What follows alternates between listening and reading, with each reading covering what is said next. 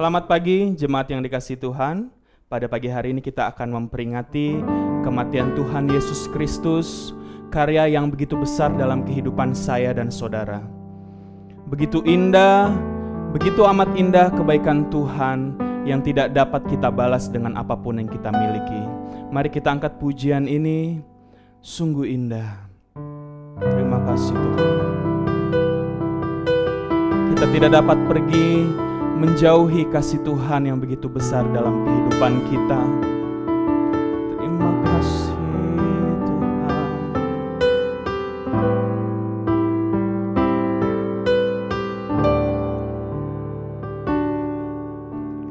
Kemanakah aku dapat pergi menjauhi roh-Mu yang suci, Kau sahabat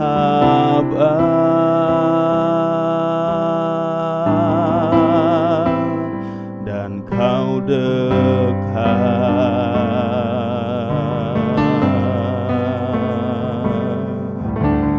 bahkan seluruh pengabdianku tak bisa membalas kesetiaan-Mu, sungguh mulia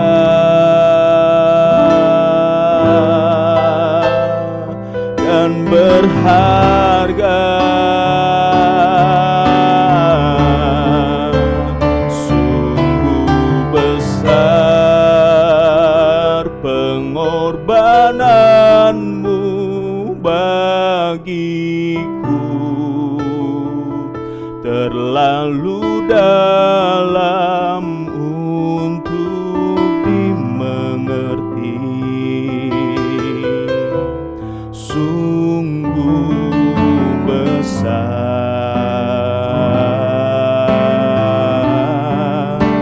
sungguh indah yang Kau pikirkan tentangku,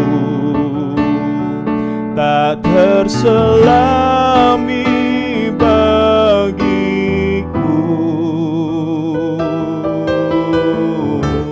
Sungguh indah. Mari jemaat Tuhan, saya undang kita semua untuk bangkit berdiri. Kiranya pujian ini menjadi pengakuan kita bahwa sungguh indah kasih yang telah Tuhan berikan dalam hidup kita. Terima kasih. Kemanakah aku dapat pergi menjauhi roh-Mu yang suci, Kau sahabat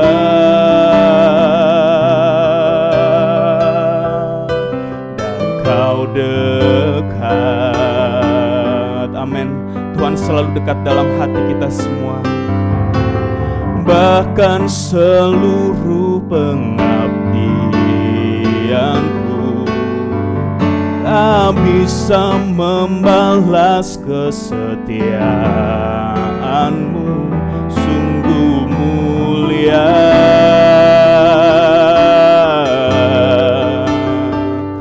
dan berharga.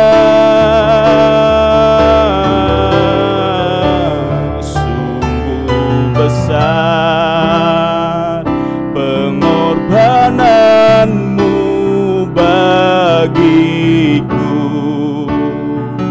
terlalu dalam untuk dimengerti. Sungguh besar,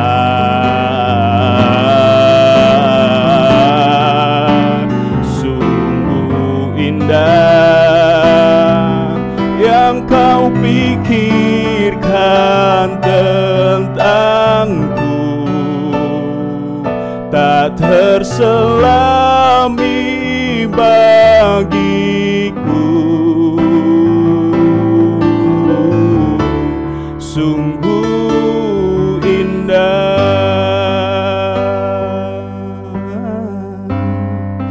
Terima kasih Bapa di dalam surga. Sungguh besar pengorbanan yang telah Engkau berikan untuk kehidupan kami manusia. Sungguh indah segala sesuatu yang telah Engkau lakukan dalam kehidupan kami. Ampuni kami yang terkadang melupakan Engkau. Dan pada pagi hari ini kami akan kembali mengingat pengorbanan-Mu yang begitu besar, yang begitu indah. Engkau telah mati di kayu salib untuk menebus setiap kehidupan kami dari dosa, dari hukuman yang kekal. Kami siap untuk memuji membesarkan nama-Mu Tuhan. Marilah bertahta di atas setiap pujian penyembahan kami, karena kami ingin menyenangkan hati-Mu. Dalam nama Tuhan Yesus Kristus, kami siap memulai kebaktian pagi hari ini. Haleluya, amin. Puji Tuhan, jemaat Tuhan dipersilakan duduk kembali. Kita mau mengingat pada pagi hari ini kebaikan Tuhan, karena tiada pernah terukur kasih setia Tuhan dalam setiap kehidupan saya dan saudara. Kita angkat pujian ini, tiada terukur kasih setia Tuhan. Haleluya.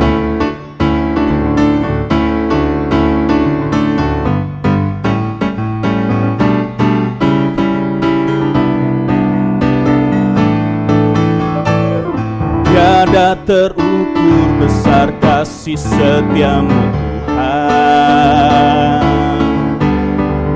Panjang dan lebarnya melebihi lautan. Jauh tinggi mengatasi langit, dalamnya tak dapat ku selami. Kasih setia-Mu besar selamanya.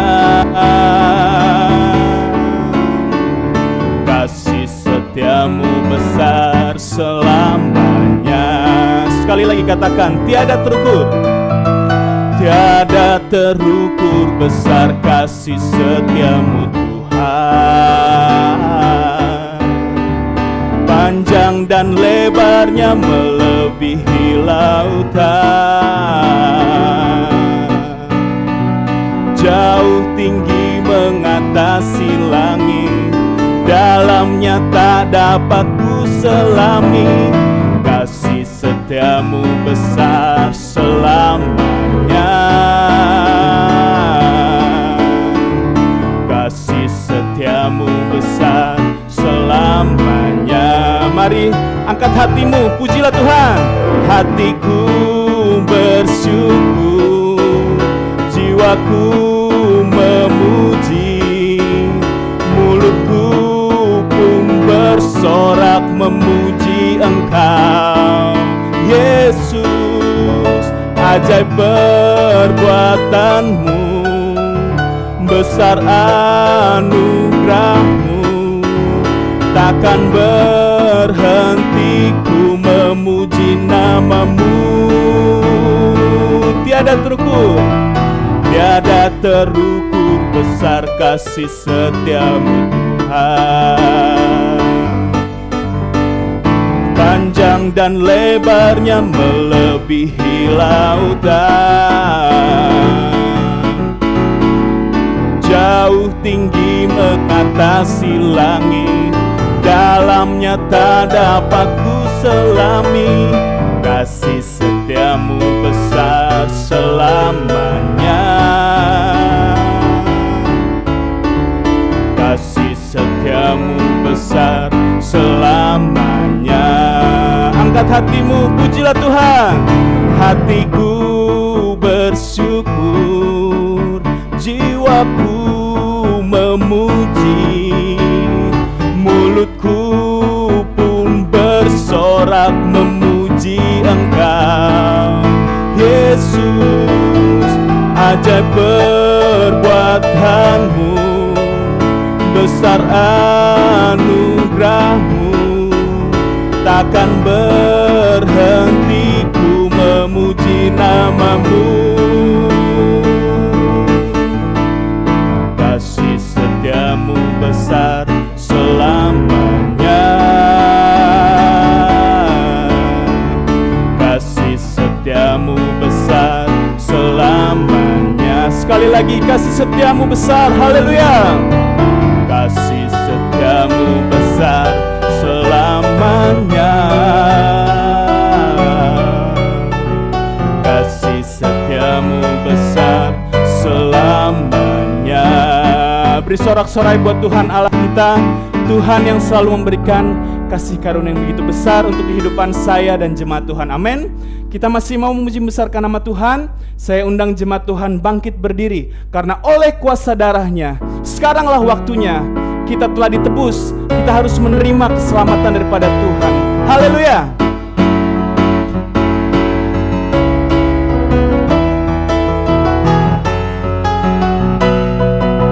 Sekarang telah tiba keselamatan dan kuasa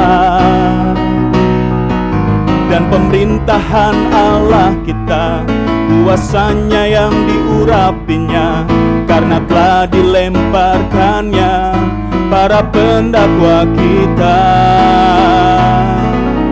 Sekarang telah tiba keselamatan dan kuasa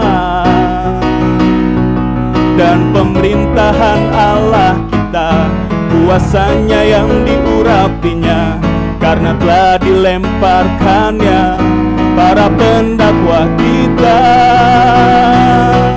Oleh darah anak domba, oleh kesaksian kita,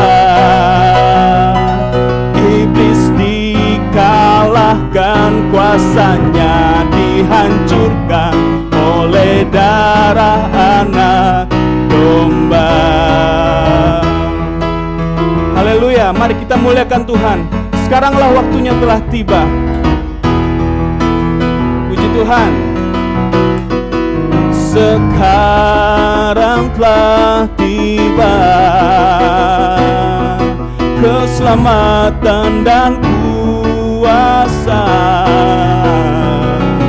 dan pemerintahan Allah kita, kuasanya yang diurapinya, karena telah dilemparkannya para pendakwa kita.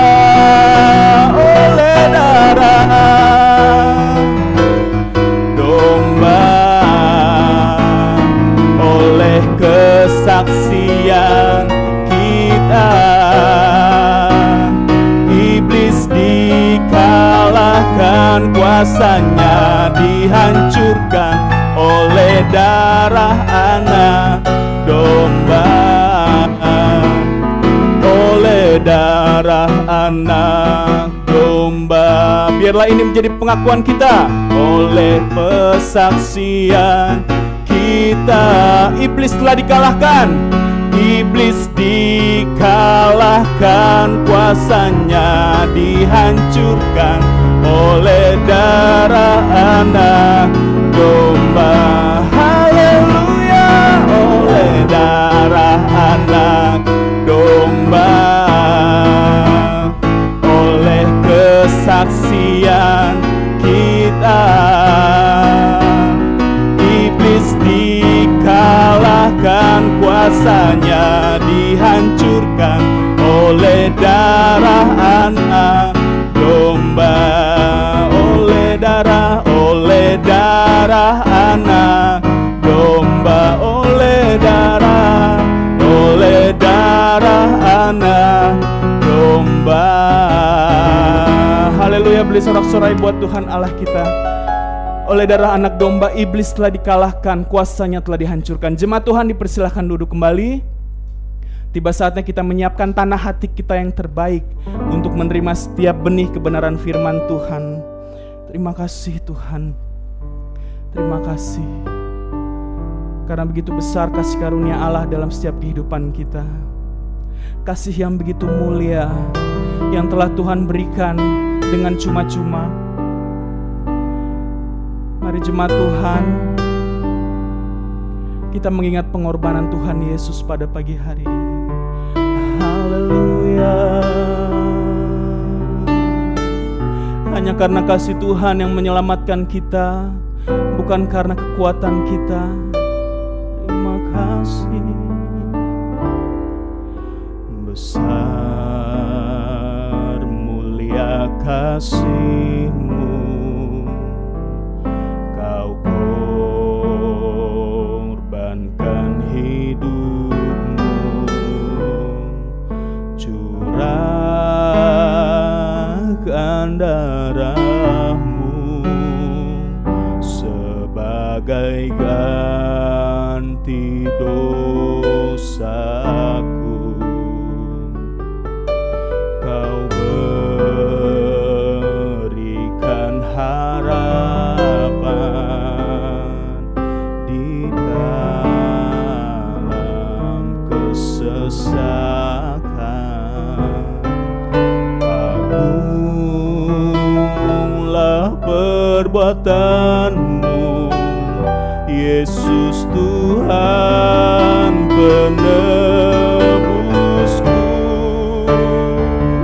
Karena kasih-Mu yang selamatkanku, menyucikan dan menebus hidupku.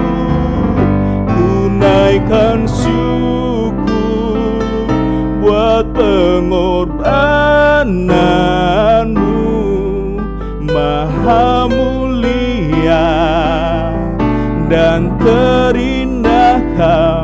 Karena kasih-Mu yang selamatkanku, menyucikan dan menebus hidupku. Ku naikkan syukur buat pengorbanan-Mu, Maha mulia dan terindah Kau, Yesus. Mari jemaat Tuhan, saya undang sekali lagi kita untuk bangkit berdiri. Kita mengangkat pengakuan ini melalui pujian yang kita naikkan. Terima kasih, hanya karena kasih Yesus kita bisa diselamatkan. Besar mulia kasih-Mu, Kau korbankan hidupmu, curahkan darahmu sebagai ganti dosaku. Kau berikan harapan di dalam kesesakan. Agunglah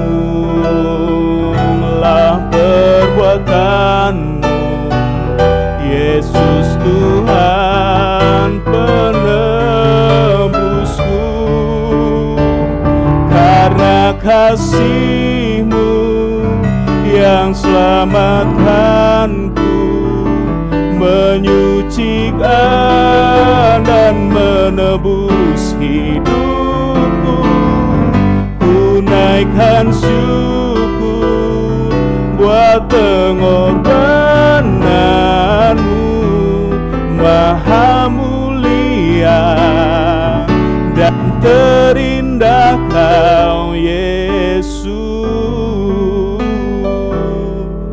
Maha mulia dan terindah Kau, Yesus. Maha mulia dan terindah Kau, Yesus.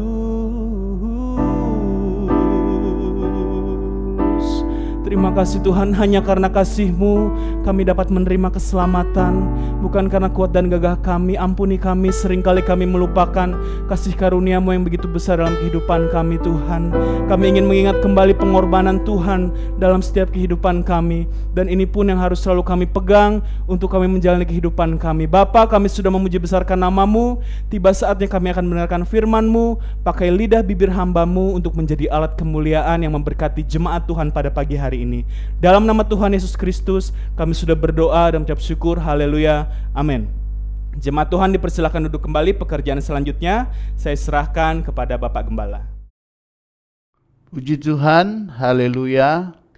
Selamat pagi Jemaat Bahtera yang saya kasihi dalam Tuhan. Pagi ini kita memperingati kematian Tuhan Yesus. Ya, orang suka bilang Jumat Agung, tapi saya lebih senang kematian Yesus. Karena masih diperdebatkan hari apa, dan tidak usah kita perdebatkan ya. Pokoknya kita sedang memperingati kematian Tuhan Yesus 2000 tahun lalu. Yang terpenting sekarang makna daripada kematian Yesus itu. Apa yang menjadi bagian dalam hidup kita ya. Karena kita sudah berkali-kali memperingatinya, tapi kita akan melihat kembali lagi di dalam Lukas. Selamat pagi Jemaat Bahtera, selamat beribadah, ibadah kematian Tuhan Yesus Kristus. Lukas pasal 23. Lukas pasal 23. Bagaimana Lukas mencatat tentang kematian Yesus. Mulai di ayatnya yang ke-44 sampai 49. Ketika itu hari sudah kira-kira jam 12, lalu kegelapan meliputi seluruh daerah itu sampai jam 3. Sebab matahari tidak bersinar, dan tabir bait suci terbelah dua. Lalu Yesus berseru dengan suara nyaring, "Ya Bapa, ke dalam tangan-Mu kuserahkan nyawaku." Dan sesudah berkata demikian, ia menyerahkan nyawanya. Ketika kepala pasukan melihat apa yang terjadi, ia memuliakan Allah, katanya, "Sungguh orang ini adalah orang benar." Dan sesudah seluruh orang banyak yang datang berkerumun di situ untuk tontonan itu, melihat apa yang terjadi itu, pulanglah mereka sambil memukul-mukul diri. Semua orang yang mengenal Yesus dari dekat, termasuk perempuan-perempuan yang mengikuti dia dari Galilea, berdiri jauh-jauh dan melihat semuanya itu. Nah, kematian Yesus sudah difilmkan ya. Dan salah satu kesaksian dari pemeran utama ketika tiba di kejadian pada saat Yesus disalib, itu benar-benar terjadi gempa bumi, saudara-saudara. Padahal film ya, cuma entahlah itu dimuat atau tidak, saya tidak hafal persis itu filmnya ya. Karena biasa film lebih vulgar daripada aslinya. Tapi kalau kematian Yesus, aslinya itu tidak bisa ditiru. Bahkan ya kalahlah filmnya ya. Nah, kata pemeran utama itu, saya lupa namanya, dia berkata, "Saya berperan sebagai Yesus. Ada satu waktu saya seperti orang linglung, orang bingung, orang yang, karena memang ini tidak bisa diperankan ya. Cuma karena tuntutan banyak umat Kristen yang pingin ada filmnya, ya akhirnya dibuatlah." Dan dia berkata, ada waktu-waktu tertentu dia seperti hilang ingatan. Nah, apa yang kita lihat, apa yang kita bisa ambil dari film yang dibuat oleh Mel Gibson itu, saudara-saudara, bagaimana penderitaan yang Yesus alami itu memang tidak ada yang bisa menjalaninya. Bahkan pemerannya pun hampir gila. Nah, tapi pagi hari ini kita akan melihat judul khotbah yang saya akan berikan, yaitu kematian Kristus membebaskan kita dari dosa. Jadi tujuannya memang menghilangkan dosa dalam hidup kita, walaupun dalam perjalanan hidup kita dosa masih ada.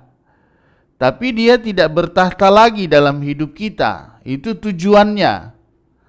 Jadi ketika kita menerima kematian Kristus sebagai semua dosa kita itu sudah mati, kita sudah dibebaskan dari dosa, seharusnya perjalanan iman kita tidak boleh lagi berbuat dosa.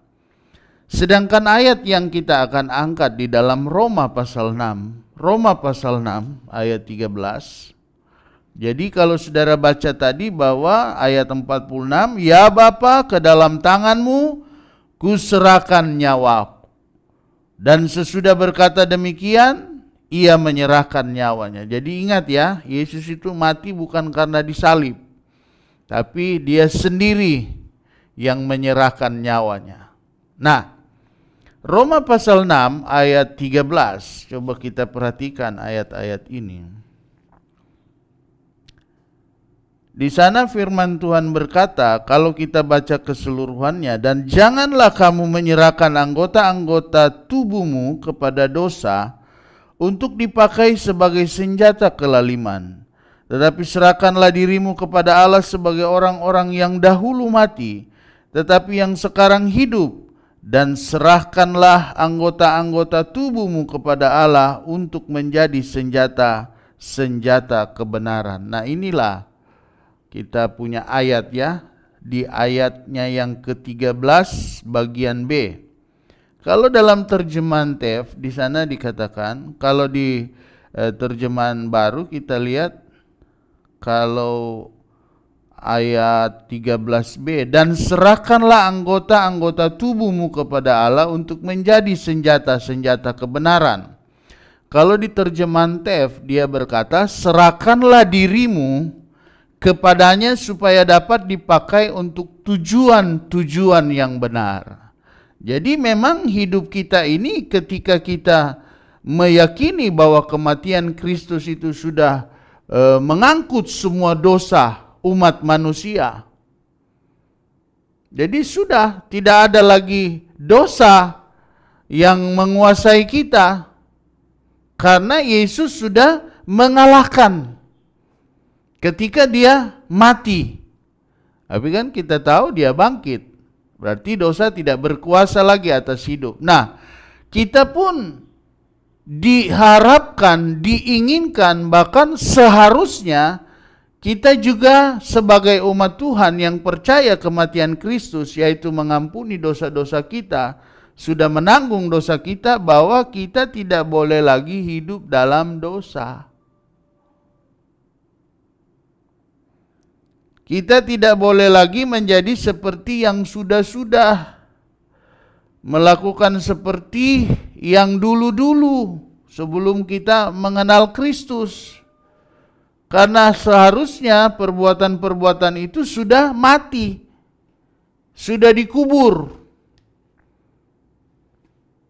Itulah yang kita digambarkan dan dilakukan Yesus melalui kematiannya.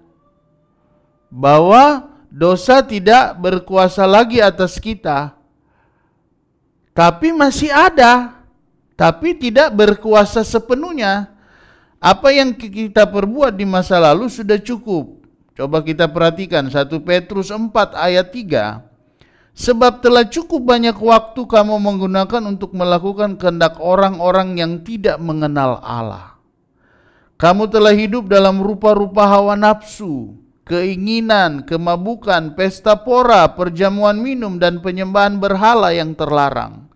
Jadi tidak seorang pun sebenarnya ketika Yesus belum mati bagi dosa, itu ada orang benar. Tidak ada, semua orang berdosa.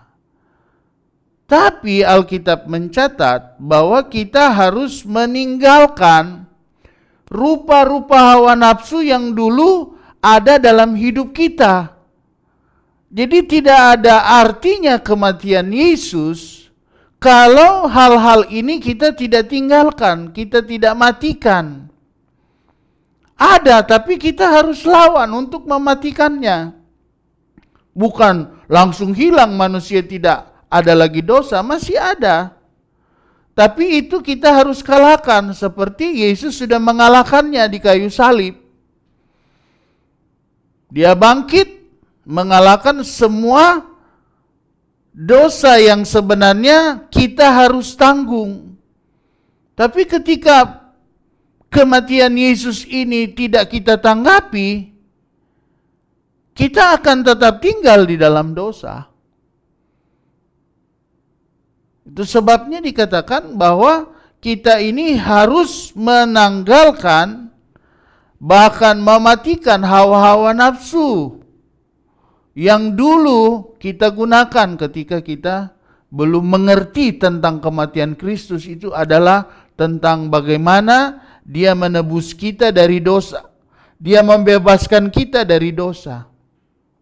Walaupun tidak sepenuhnya, tapi tujuannya itu adalah Dia mengangkut semua dosa. Sudah, hubungan kita dengan Allah itu sudah diperbaiki. Jadi kita dapat memanggil Dia kembali Bapa. Tapi kalau kita tidak meninggalkan hal-hal ini, ada firman Tuhan berkata, kalau hidup kita ini tidak hidup benar di hadapan Tuhan, masih melakukan dosa, hal-hal yang tidak diinginkan Tuhan, dia seperti akar pohon yang siap ditebang dengan kapak. Sekarang belum. Makanya jemaat Tuhan, jemaat Batra, ingat, apa yang kau jalankan sekarang itu kau akan mempertanggungjawabkannya nanti. Sia-sialah pengorbanan Yesus. Apa yang Yesus sudah lakukan di kayu salib yang orang bilang ngeri dan seram, ternyata itu untuk kita, supaya kita tidak ada lagi di dalam dosa. Kita harus terus berusaha, kita harus terus mematikannya dalam hidup kita. Matikan, muncul, matikan. Tetapi juga harus kita sadari bahwa dosa itu terus memperlemah kita, menghancurkan kebiasaan-kebiasaan baik kita, sehingga kita kaya lagi yang dulu yang belum bertobat. Kaya lagi yang dulu sepertinya Yesus belum tergantung di kayu salib. Yesus belum menebus kita. Padahal Dia sudah menebus kita. Dia sudah kalahkan dosa. Jadi kalau dosa itu terus memperlemah kita, menghancurkan kebiasaan-kebiasaan baik kita, bahkan dia memunculkan kecenderungan hal-hal yang buruk dalam diri kita masa lalu. Dia dapat munculkan. Nah, itu sebabnya kita harus mematikannya. Jangan ada lagi dosa dalam hidup kita. Terus berusaha. Jangan kita memperhambakan diri kita kepada dosa. Makanya kan ketika kita, aduh salah, aduh Tuhan ampuni saya, minta ampun kan. Jangan kita mau lagi dituntun terus perbuatan-perbuatan yang tidak baik. Terus kita diperhamba lagi. Kita tidak diperhamba lagi oleh dosa. Itu sebabnya jangan ikutin maunya.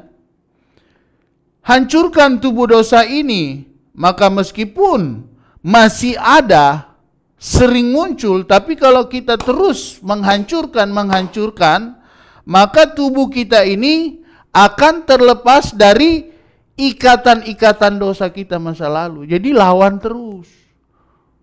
Tuhan tidak bilang kau sudah bersih dari dosa. Dosa semua umat manusia, hubungan Allah itu yang sudah putus, Tuhan sambung lagi melalui kematiannya. Sudah. Jadi Dia mau kita hidup di dalam karya penebusannya. Tidak ada lagi dosa dalam diri. Nah, tapi kalau kita masih melakukan dosa, berarti kita tidak menghargai pengorbanan Yesus. Bahkan kita tidak mengerti kenapa Yesus mati. Karena kalau tidak Yesus mati, tidak menebus kita, kita semua ini dihukum. Jadi sebenarnya kematian Yesus memberikan kita kesempatan untuk dapat berhubungan dengan Allah, untuk connect kembali kepada Allah. Kalau kita tidak connect kepada Allah, habis kita semua. Jadi ini sebenarnya kesempatan buat kita untuk mau hidup benar di hadapan Tuhan, dikasih kesempatan untuk selamat. Jadi hidupmu sekarang ini yang kau jalani itu bukan karena kau bergereja kebiasaan, tapi kau diberi kesempatan supaya kau selamat. Jadi kalau kesempatan ini kau tidak lakukan, kau tidak manfaatkan, kau akan binasa. Ya? Kamu telah mati bagi dosa. Ayat 11 dalam Roma tadi. Jika kematian dari dosa membawa pembebasan kita, jadi ketika kita tidak hidup lagi dari cara-cara dunia yang tidak baik, kan kita sudah mengerti sebenarnya itu tidak baik, itu tidak bagus. Tapi kadang-kadang muncul kita melakukan. Nah, itu dia lagi menindas kita. Kita harus membebaskan hidup kita dari situ. Karena akarnya itu sudah ada. Sekarang kita punya usaha sendiri. Tentunya dengan Roh Kudus yang akan memberikan kita kemampuan. Kalau kekuatan sendiri, selalu Paulus berkata, aku mau berbuat baik, yang tidak baik yang aku buat. Perlunya persekutuan dengan Tuhan. Mati bagi dosa adalah kita tidak boleh lagi mematuhinya. Ya kan? Tidak lagi diperhamba, tidak lagi disuruh-suruh oleh dosa. Melakukannya, mengindakannya, ikutin maunya dan melaksanakan kehendaknya. Sebagaimana orang mati yang tidak lagi melakukan tugas-tugas tuannya seperti dulu. Udah mati. Gue udah mati bagi dosa. Gak bisa lagi ngapa-ngapain. Mati bagi dosa berarti kita tidak lagi melakukan hal-hal yang berdosa. Tidak mengikutinya, maunya enggak, kagak. Ketika dia datang lagi mau mengintimidasi kita. Makanya saudara harus banyak mengetahui tentang kebenaran Tuhan supaya saudara tahu ini firman Tuhan, ini dari Tuhan, ini kebenaran Tuhan atau intimidasi dari kita punya Tuhan yang masa lalu. Jangan ikutin lagi. Oh, ini udah bagus. Kita menjadi acu. Kita tidak lagi mau menikmati kesenangan dosa. Udah tahu nikmat memang bagi tubuh. Memang dosa itu bagi tubuh nikmat. Sebagaimana orang yang sekarat. Jadi yang dahulu membuat itu kita lakukan satu hiburan, sekarang gak lagi. Enek, muak. Paulus katakan semua aku anggap sampah karena aku sudah menemukan Kristus. Jadi ingat, keinginan-keinginan dosa itu yang terus muncul dalam tubuh kita untuk menentang kebenaran Tuhan, itu kita harus matikan. Kita harus terpisah, tidak temanan lagi, tidak bergaul lagi, tidak urusan lagi, tidak suka bareng-bareng ngumpul-ngumpul. Ya bagaimana saudara mau terlepas dari dosa kalau saudara ngumpulnya sama orang-orang berdosa? Oh, saya kan mau jadi berkat. Ya puji Tuhan kalau saudara jadi berkat di situ. Semua orang-orang yang tidak benar jadi ikut Tuhan. Kalau saudara jadi ikut-ikutan, malah istri marah-marah karena suami kebanyakan di tempat yang dulu seharusnya tidak boleh dilakukan lagi.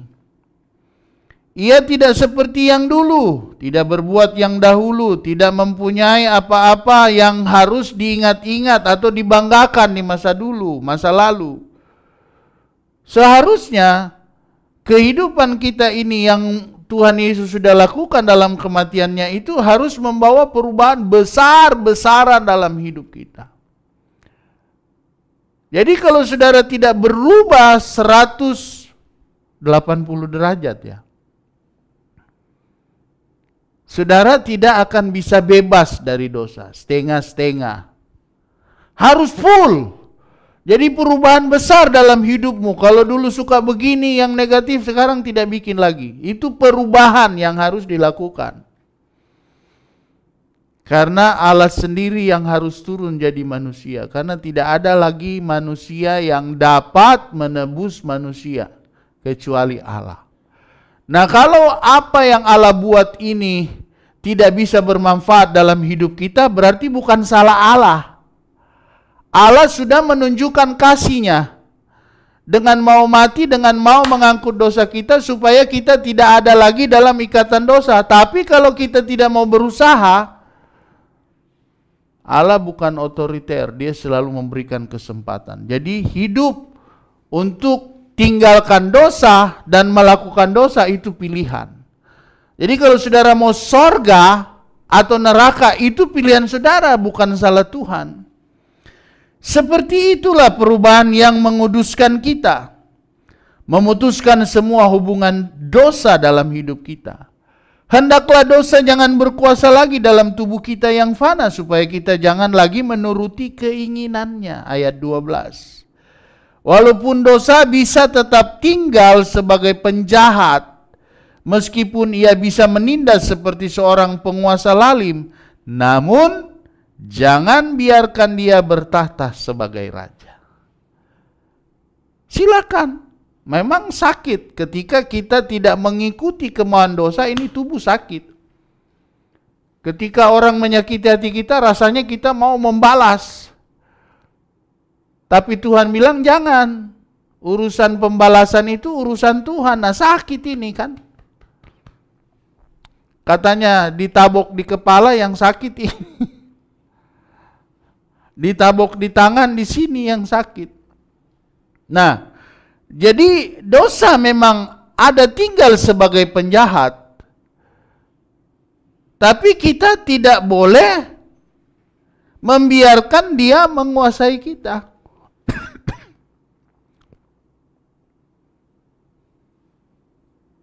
Jangan biarkan ia membuat hukum. Hukum-hukum dalam hidupmu, dalam keluargamu. Hukum apa? Hukum manusia, hukum dosa, walaupun kita diajarkan untuk tetap taat kepada pemerintah.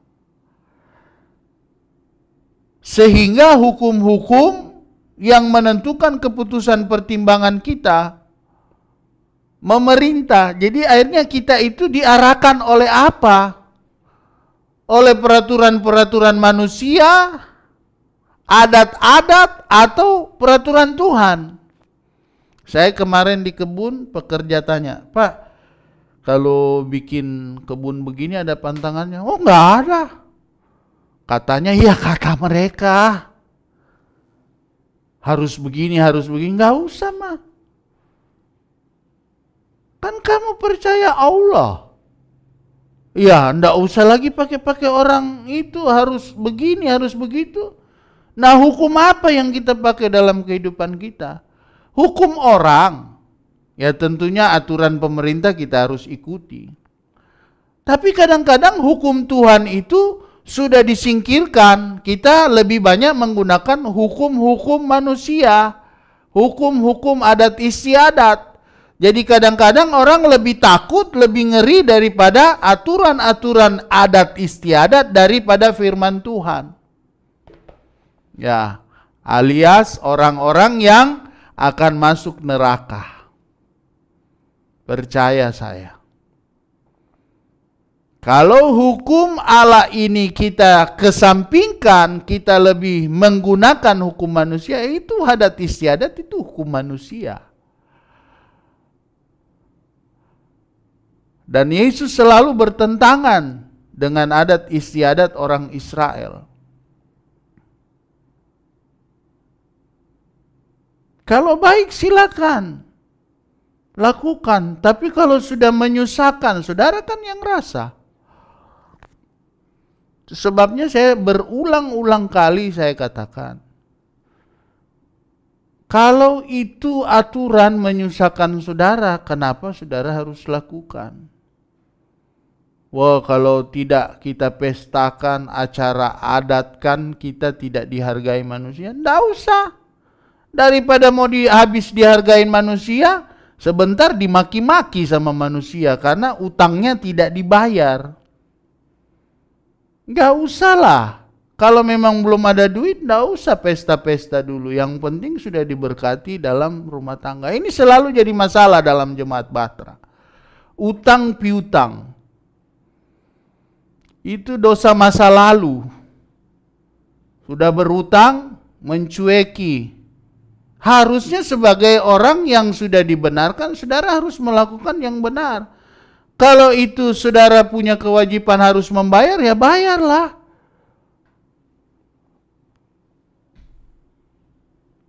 Jangan biarkan dia membuat hukum dalam dirimu.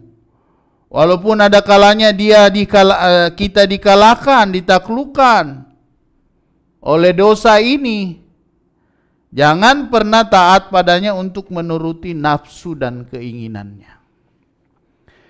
Jadi oleh karena itu tubuh yang fana dan sedang bergegas menjadi debu, maka janganlah dosa bertahta di dalamnya. Saudara ingat, kalau saudara tidak ada dalam hukum Tuhan, aturan-aturan Tuhan, Tuhan sudah atur.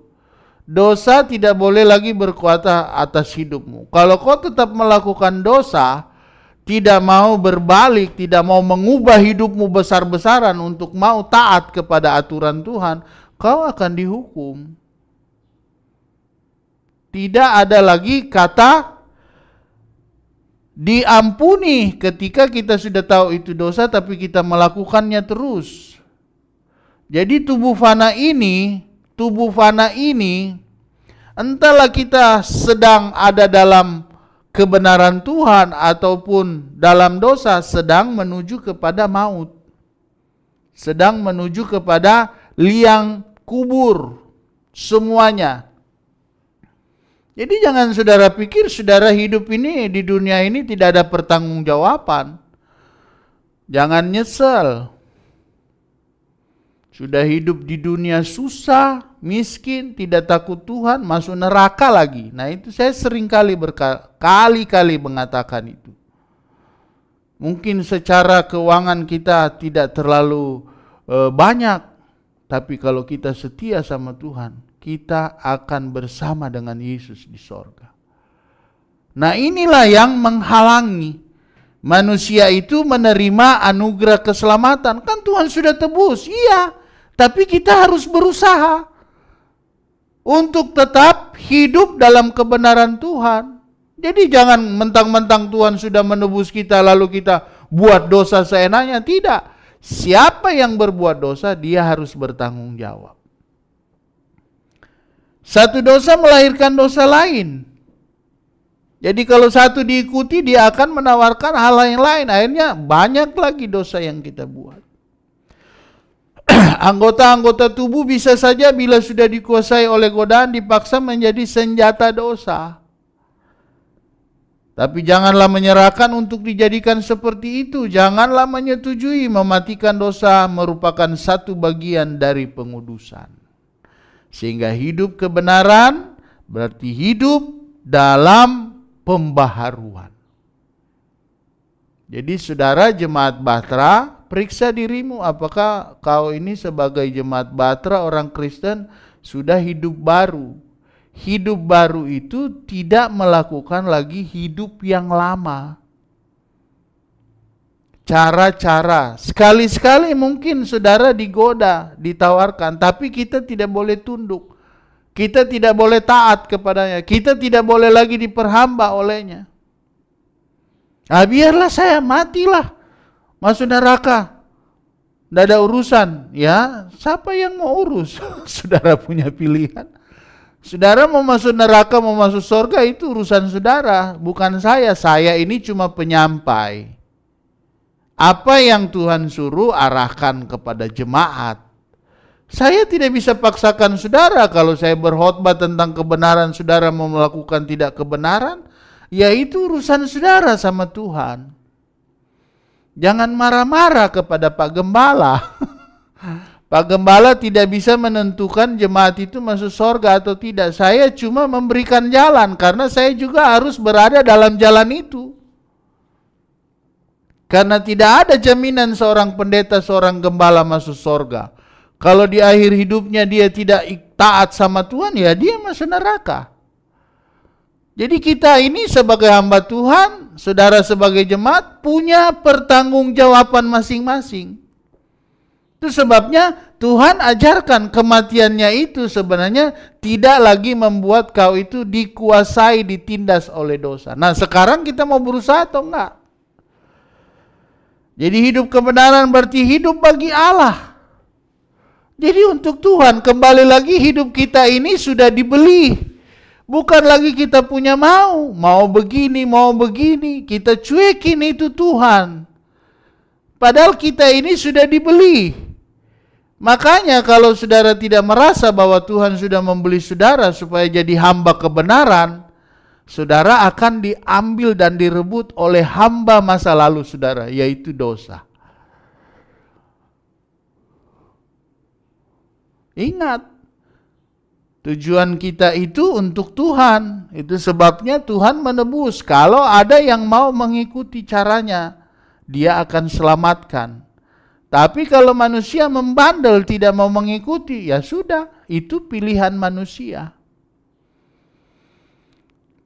Ini berarti memiliki kasih dan keinginan yang hidup tertuju kepada Allah. Hanya Tuhan. Oke, kita boleh berencana. Ingat, Tuhan kehendaki enggak? Jangan kita punya kita mau menyenangkan. Makanya saya sering berkata kepada jemaat, kalau saudara sudah diberkati melalui keluarga itu, sudah tidak usah kemana-mana. Jalani aja hidup ini dalam pelayanan Tuhan yang Tuhan percayakan. Saya banyak tanah di kampung. Tapi saya tahu saya punya tanggung jawab di jemaat Batra ini. Bisa saja saya bilang, capek urus jemaat Batra, saya pulang kampung aja. Tapi ya, Tuhan siapkan kebun walaupun pinjam. Saudara harus mengerti kebun itu bukan untuk pribadi Pak Gembala Jerry Lomban loh. Kita sudah mengarah kepada Yayasan Arauna yang akan beasiswai anak-anak yang tidak mampu melalui keuntungan ini. Makanya semua jemaat yang terlibat dalam kebun itu Tuhan tahu. Tuhan akan memberkati mereka karena mereka mau melibatkan hidup mereka dalam pelayanan. Bukan nyusahin Pak Gembala. Jadi yang terakhir bahwa hidup bagi kebenaran berarti menyerahkan diri kita kepada Allah sebagai orang-orang yang dahulu mati bagi dosa. Sekarang kita hidup orang-orang yang benar. Hidup kudus di hadapan Allah dan menyesuaikan diri kita. Ingat ya, bukan Tuhan. Tuhan kita suruh-suruh Tuhan. Kita harus menyesuaikan hidup kita kepada Tuhan. Hidup bagi kebenaran berarti menyerahkan anggota-anggota tubuh kita kepada Allah untuk menjadi apa? Senjata-senjata kebenaran. Inilah yang kita diharapkan supaya hidup ini jadi anggota dan senjata kebenaran. Ya, bukan saudara malah jadi orang yang tidak jelas. Anak Tuhan, jemaat Batra, tapi tujuannya nggak tahu apa.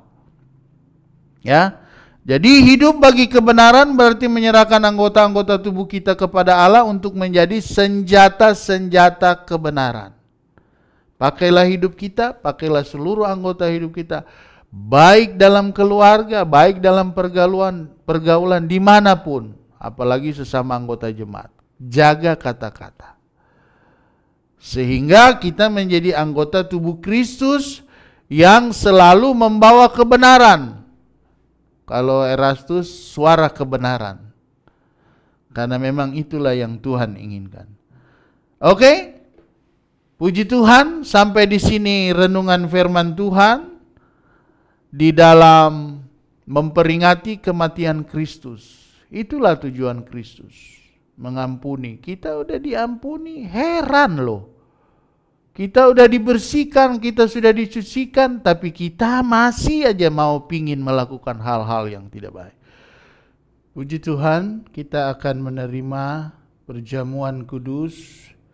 Roti dan anggur ada di hadapan kita. Kita nyanyikan satu pujian. salibnya, salibnya selamanya.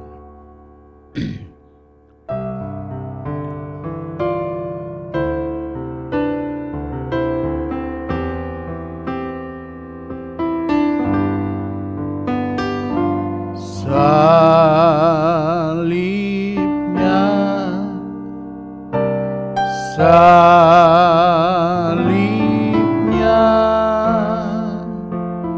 selamat mulia,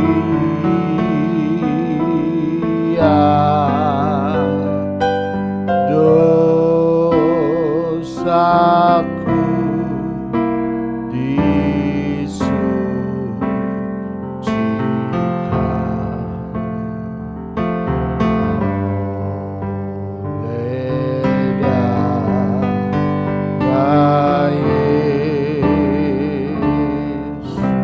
kami akan menerima tubuh dan darah-Mu. Kiranya ini menjadi bagian dalam hidup kami Tuhan, sehingga kami mengingat pengorbanan-Mu, bahwa dosa-dosa kami sudah diampuni, sudah ditebus, sudah dimatikan.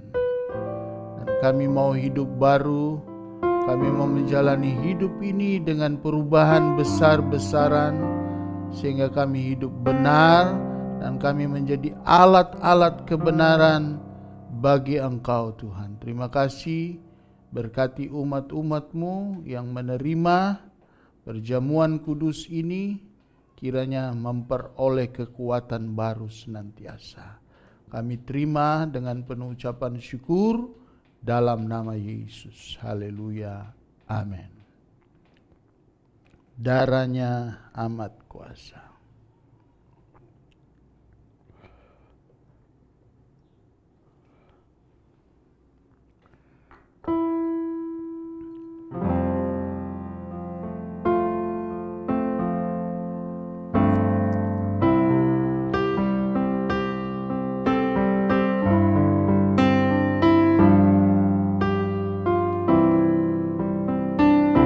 Amat kuasa, angkat roti di tangan kananmu, sucikan dari dosa, lepaskan semua ikatan, darahnya tebus saya, salibnya, salibnya,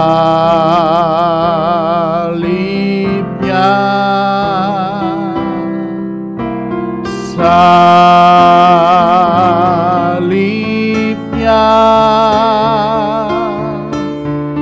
selamat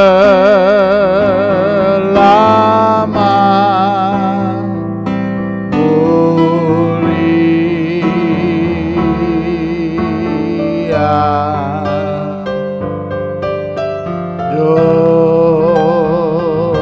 dosaku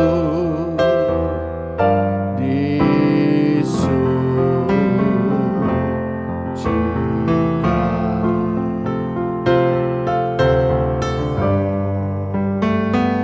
Lidah Yesus. Angkat roti di tangan kananmu, dengarkan pembacaan firman Tuhan.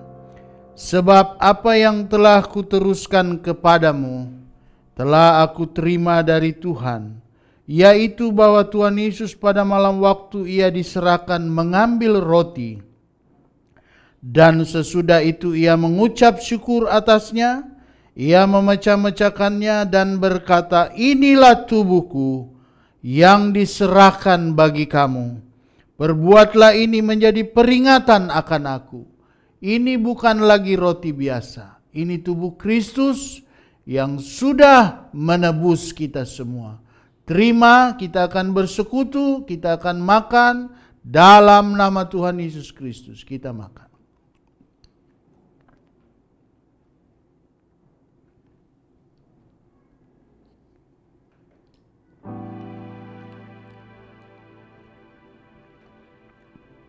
Angkat cawan di tangan kananmu. Sungguh heran darahnya Yesus. Sungguh heran darahnya Yesus. Kuasa iblis dihancurkan olehnya. Sungguh heran darahnya Yesus. Darahnya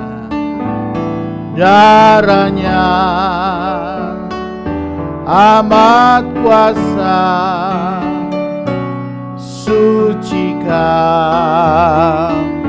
dari dosa, lepaskan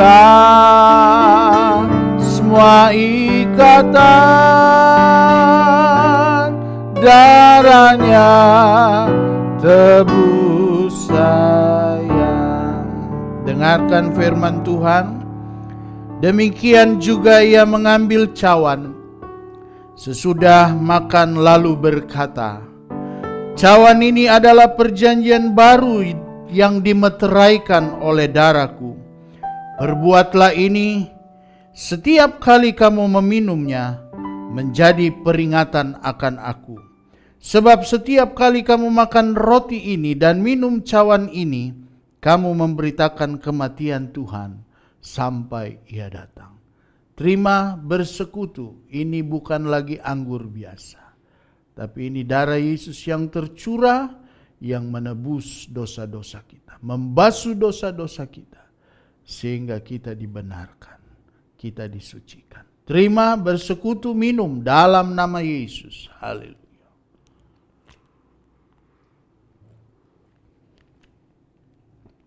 Haleluya 12 kali.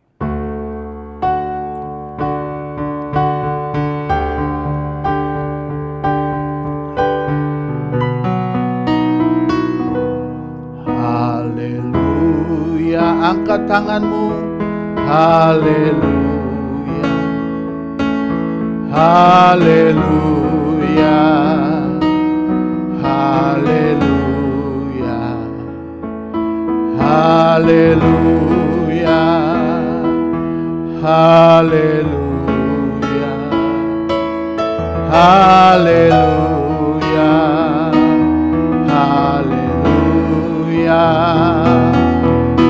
Haleluya. Haleluya.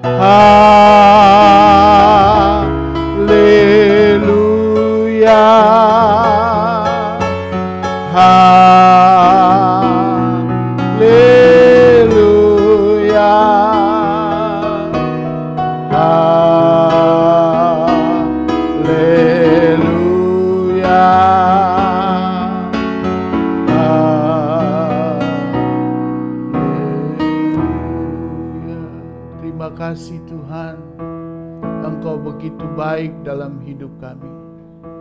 Sampai saat ini, Engkau masih menolong, menjaga kami, memberikan kami kesehatan Tuhan. Engkau sudah pulihkan juga umat-umat-Mu yang kemarin waktu mereka ada dalam keadaan sakit. Dan kami tetap percaya kepada-Mu Tuhan. Kami mau menjadi alat-alat kebenaran-Mu Tuhan. Sehingga hidup kami, tubuh kami pakai untuk kebenaran. Untuk menyenangkan Tuhan. Untuk memuliakan Tuhan. Sehingga apapun yang kami lakukan, Engkaulah yang menjadi Tuan atas hidup kami Tuhan. Tidak ada Tuan lain. Engkaulah yang memerintah hidup kami. Sehingga kami benar-benar melakukan segala kehendak dan kebenaran. Sehingga kami memperoleh tujuan kami yang sesungguhnya. Hidup kekal bersama dengan Engkau. Terima kasih Tuhan. Berkati juga umat-umat-Mu yang sebentar akan memberi korban persembahan, yang mengembalikan milik-Mu. Di tengah-tengah masa sukar sulit ini, Engkau mau ajar umat-umat-Mu Tuhan, untuk melakukan kebenaran mereka, kebenaran Tuhan, untuk mereka dapat lakukan dalam hidup mereka Tuhan. Bukan perintah dan aturan gereja, tapi biarlah mereka mau melakukan karena mengerti, kesadaran mereka Tuhan terbentuk oleh mereka tahu bahwa keuangan mereka pun mereka harus percayakan kepada Tuhan.